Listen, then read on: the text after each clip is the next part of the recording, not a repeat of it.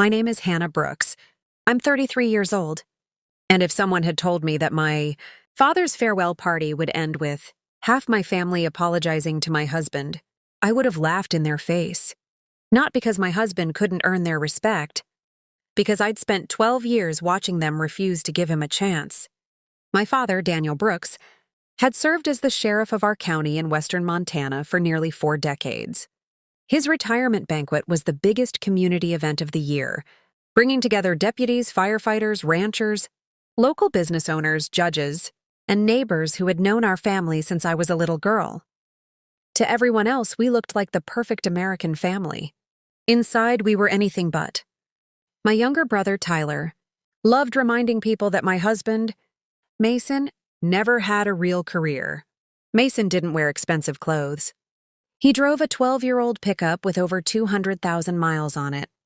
He rarely talked about work, and whenever someone asked what he actually did for a living, he'd smile and simply say, "I travel where I'm needed." That answer only made my relatives laugh harder. They assumed he bounced between temporary jobs because he couldn't keep one. The truth was, I didn't fully understand his work either. When we started dating, I asked questions.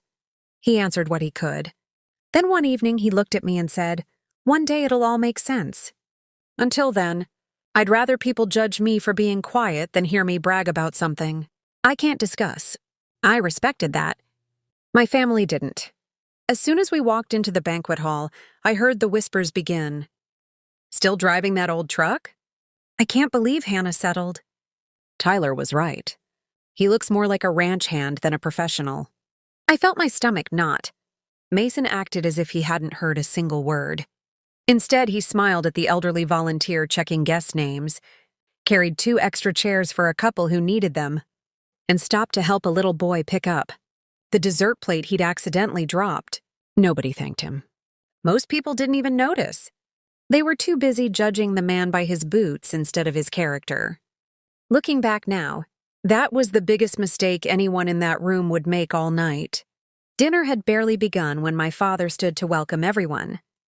The room erupted into applause as people raised their glasses. Stories about old arrests, search and rescue missions, and years of public service filled the ballroom with laughter.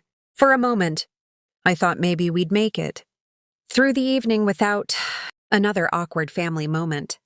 I should have known better. My father smiled proudly at my brother. "Tyler's been by my side since he was a teenager," he said. "He's the kind of man this community can count on." Another round of applause. Tyler grinned like he'd been waiting his whole life for that sentence. Then Dad's eyes drifted toward me.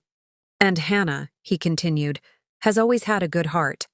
Whenever my father started a sentence that way, I knew something painful was coming. But sometimes a good heart mistakes kindness for wisdom. A few uncomfortable chuckles echoed through the room.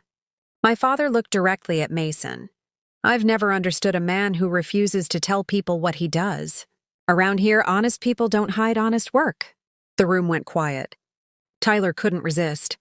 He leaned back in his chair and laughed. "Maybe that's because there isn't much to tell." Several cousins laughed with him. One uncle muttered loudly enough for nearby tables to hear, "Guess the mystery isn't very impressive." I felt heat rush into my face. "Dad, please," I said softly. He ignored me. "I just wish my daughter had chosen someone who believed in building a reputation instead of hiding behind silence." Every word landed harder than the last. I reached for Mason's hand beneath the table. "I'm sorry," I whispered. He looked at me with complete calm. "You have nothing to apologize for." There wasn't a trace of anger in his voice, only patience. Then something unexpected happened. A waitress hurried into the ballroom and quietly walked toward the event coordinator. They exchanged a few hurried words before both looked directly at Mason. The coordinator's expression changed instantly. She walked across the room and stopped beside our table. "Excuse me, sir," she said respectfully. "There's an urgent phone call for you." Mason glanced at the number on his phone before answering. He listened for only a few seconds. His expression became serious. He stood up. "I'm sorry," he said politely to the room. "I need to leave." Before anyone could ask why, 2 black SUVs pulled up outside the banquet hall, and every conversation inside the room came to an abrupt stop.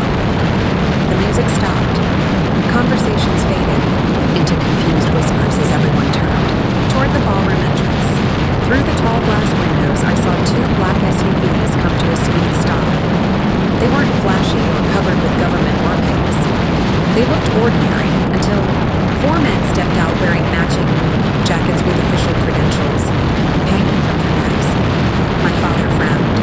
Tyler smiled. "Well," he muttered loudly enough for nearby tables to hear. "Maybe somebody finally figured out what he's been hiding." A few relatives laughed. Mason didn't react. He ended the phone call, slipped his phone back into his pocket, and looked at me. "I'm sorry," he said quietly. "I didn't expect this tonight." "What is it?" I asked. "I'll explain as soon as I can."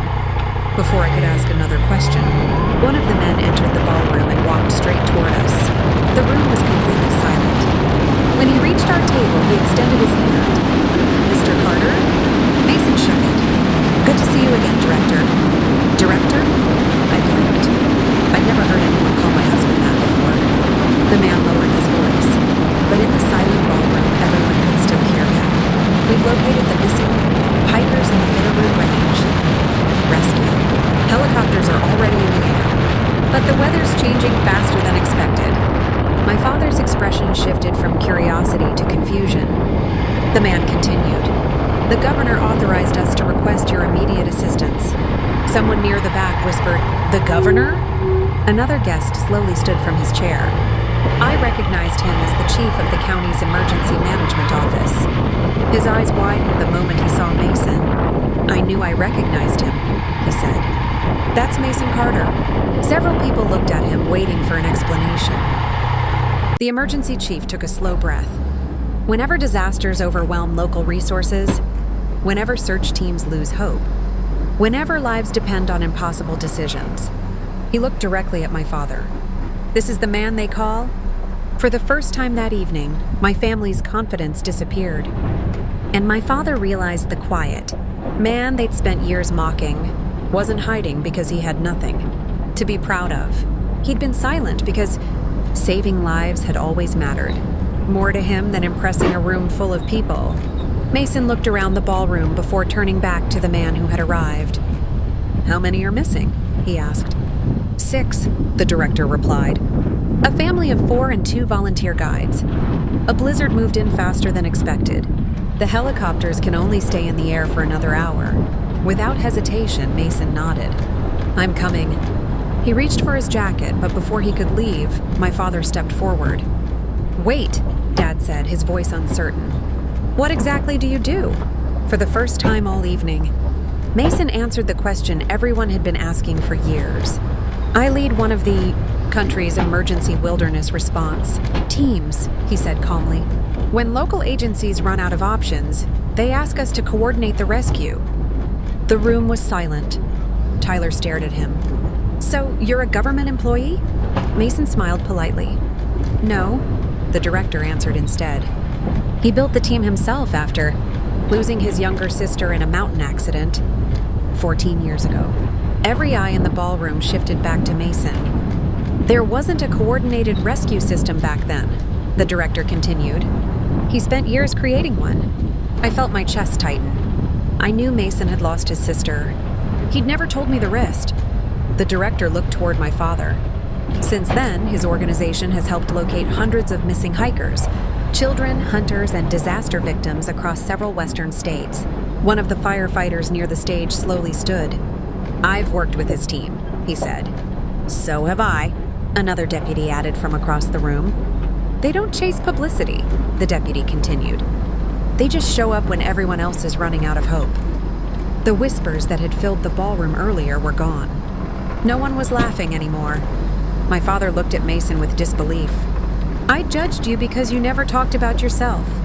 Mason met his eyes without anger. "I never thought saving lives needed an audience." Those words hit the room harder than any speech that night. The director glanced at his watch. "We need to leave." Mason turned toward me and gently kissed my forehead. "I'm sorry our evening ended like this." I smiled through tears. "No," I whispered. "It finally ended with everyone seeing the man I've always known." Then he walked toward the waiting SUVs, while my family stood frozen, realizing that the man they'd mistaken for ordinary had spent years becoming extraordinary where it mattered most. The ballroom stayed silent long after the SUVs disappeared into the cold. Montana night. No one reached for another drink. No one returned to their conversations. It was as if the entire evening had been split into two parts. The time before everyone knew, Mason, and the time after. My father slowly walked back to the podium, but the speech he'd spent weeks preparing no longer seemed to matter. He looked at me instead. "I owe you an apology," he said quietly. I searched his face for the confidence that had always defined him. It was gone. In its place was something I'd never seen before. Humility. "You judged the man I love without ever trying to know him," I replied. "And you judged me because I chose character over appearances." He lowered his head. "You're right." Across the room, Tyler finally stood. "I thought he was hiding because he had nothing to show," he admitted. "I guess I was the one pretending." No one laughed. Not this time. An hour later, the banquet ended early. People quietly gathered their coats and left with far less certainty than they'd arrived. 3 days passed before I heard from Mason again. The rescue had lasted nearly 40 hours. Heavy snow had trapped the missing family inside an abandoned fire lookout, deep in the Bitterroot Mountains. Every one of them was brought home alive. The local news praised the rescue teams, but Mason's name was mentioned only once, just the way he preferred. The following Sunday, my father knocked on our front door. He wasn't carrying flowers or gifts, only an old photo album. Inside were pictures of me growing up, school plays, camping trips, birthdays. "I spent too many years looking at the wrong things," he said. I measured people by titles instead of values. He looked toward Mason. "I can't change the past, but I'd like the chance to earn a place in your future if you'll let me." Mason smiled and extended his hand. "We all get judged at some point," he said. "What matters is what we choose to do after we learn the truth." As I watched them shake hands, I realized something that had nothing to do with rescue missions or public respect. The greatest thing my husband ever saved wasn't a stranger lost in the mountains. It was my family's chance to become better people before it was too late. And that was a victory no applause could ever measure.